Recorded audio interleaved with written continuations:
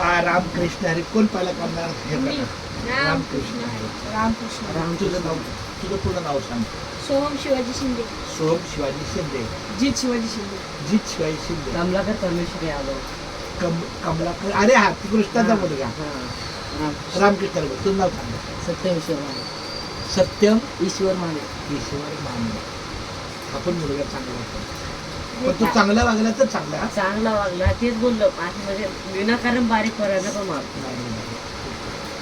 तू जेवढं अति करशील ना तेवढं तुझं नुकसान होईल. आतीची मातीच होत असते. मातीच असते. पण ते बोलायचं नसतं. आपल्या तोंडाने घाण नाही बोलायचं.